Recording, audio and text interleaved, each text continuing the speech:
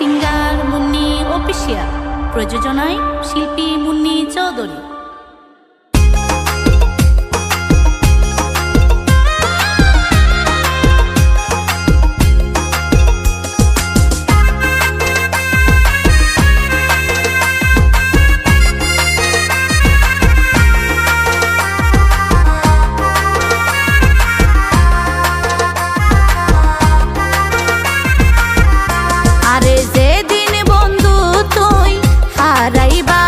হয়তো দুই ফুটা চোখের পানি ঝরাইবা, আরে যেদিন